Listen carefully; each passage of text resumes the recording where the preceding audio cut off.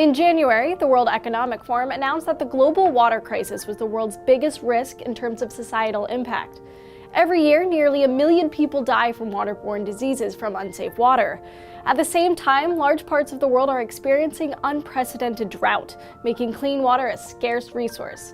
So is water a human right, and should it be available to all? Well, on the one hand, clean water is a vital resource that everybody needs. Yet 1 in 9 people around the world lives without access to clean water, mostly in rural communities.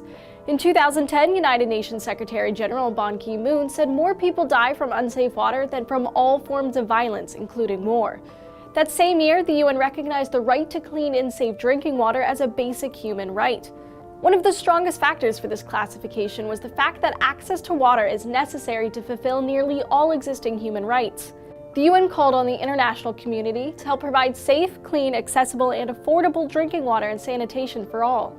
Part of the reason for such a deadly lack of water is that while it covers over 70% of the Earth's surface, only about 2.5% of it is drinkable fresh water, and most of that water is frozen and inaccessible. As a result, water is actually a pretty scarce commodity and expensive to distribute.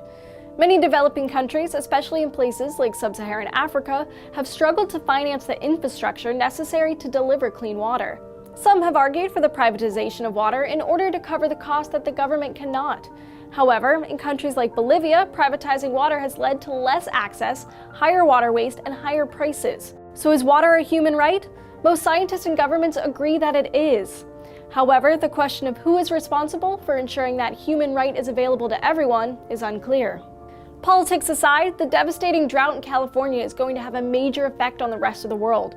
To learn how, watch this video I just made with DNews. The state's main reservoirs are at an average of only 40% capacity. Some reports say the state has only a year's supply of water left in those reservoirs, and groundwater isn't a reliable option. As always, thank you for watching TestTube, and please subscribe.